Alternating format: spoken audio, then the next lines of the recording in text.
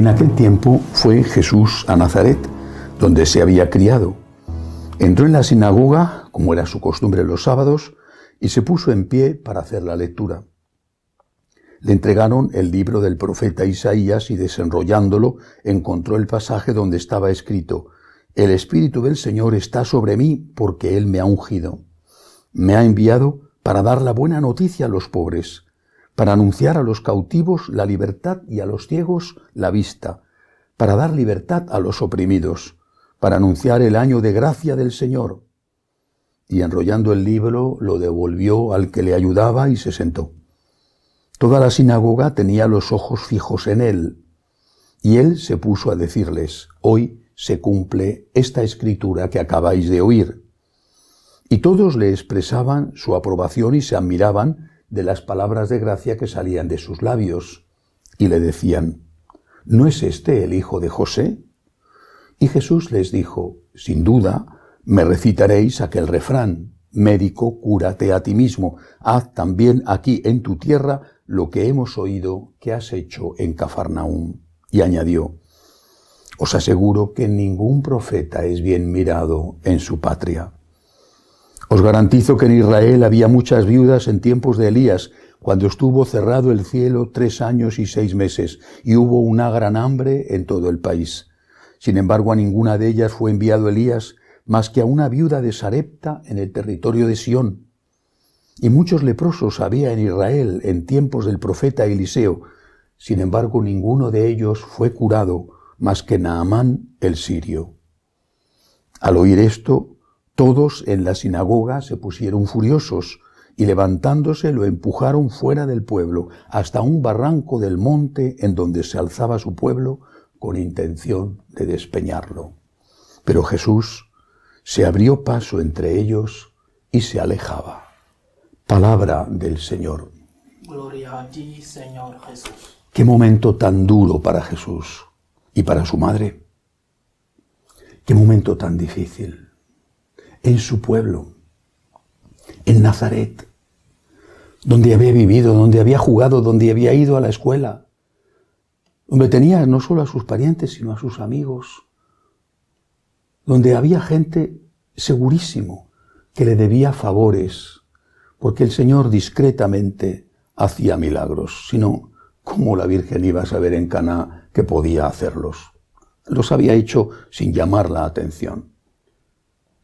Además, vivir con el Hijo de Dios, que era la bondad personificada, tenía que ser algo tan maravilloso que debía convertirse para todos en la persona más querida del pueblo. Y sin embargo, allí le quisieron matar. ¿Y por qué? ¿Por qué? Por envidia, por celos. Aparece evidente en el Evangelio. Ningún profeta es bien recibido en su tierra. Envidia, celos, eso es terrible. Por ejemplo, entre el clero es una verdadera epidemia, envidia, celos. Pero también por otro motivo. Les había defraudado. Esperaban de él otra cosa. Era un hombre famoso. La fama de sus milagros había llegado hasta allí. Esperaban de él que le resolviera los problemas. Quizá para entonces ya había hecho el milagro de la multiplicación de los panes y los peces. Pues esperaba que hiciera un milagro, que las cosechas fueran espléndidas, lloviera cuando hacía falta, incluso que las mieses se cosecharan solas. Esperaban de él que les ayudara a no enfermar nunca, a no morir nunca, a vivir sin trabajar de una manera opípara. Eso es lo que esperaban de él y no se lo dio. Entonces se revolvieron contra él e intentaron matarlo. Esto es muy parecido a lo que hacen o hacemos muchos cuando algo no sale según lo que nosotros pensamos que tiene que salir. Pedimos a Dios, es alguien en el que creemos, con el que tenemos una relación, es de los nuestros, es en nuestra tierra, somos su tierra. Pedimos a Dios, pedimos cosas, la mayor parte de las veces necesarias, pero pedimos y cuando no tenemos, ¿qué hacemos? Queremos matar a Dios, queremos despeñarle. ¿Cómo hacemos eso? Entrando en crisis de fe. Ya no creo en Dios, me alejo de Dios. ¿Por qué? Porque no me ha dado lo que le he pedido. No ha hecho el milagro que le he pedido. ¿De qué me sirve entonces la fe? Él no me quiere, Él no me escucha, yo no le importo. Pues mi reacción va a ser que yo no le quiero a Él y que a mí tampoco me importa a Él.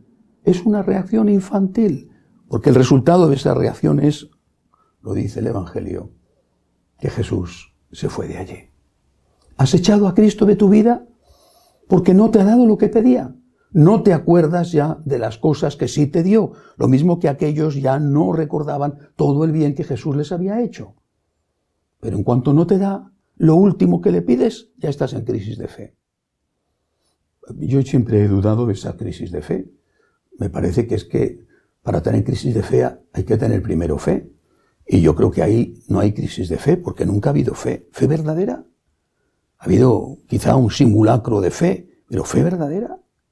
Fe en el poderío de Dios, en el amor de Dios y en el misterio de Dios. Fe en que Dios es Dios y tú no. Fe en que Dios, porque es Dios, no puede caber en tu cabeza. Fe en que Dios tiene planes que tú no puedes entender. Porque esa es la fe verdadera. La fe del que acepta la grandeza de Dios, la omnipotencia de Dios y el amor de Dios. Y que cuando no entiende le dice, Señor, yo soy un gusanito, yo soy nada. Comparado contigo, ¿qué soy yo? ¿Cómo voy a entenderte del todo? Yo te acepto, yo te respeto y yo creo en ti. Esa sí es la fe verdadera. Por eso, cuando el Señor no nos haga el milagro que estamos pidiendo, no nos conceda el favor que estemos pidiendo, no nos alejemos de Él. Porque quien sale perdiendo es Él, que nos ama, pero sobre todo somos nosotros. Porque nos quedamos sin el milagro y sin Dios. Nos quedamos con la enfermedad, con el problema económico y además sin el Dios que hemos echado de nuestro lado para que nos ayude a llevar ese problema que quizá incluso nos lo hemos buscado. Que así sea.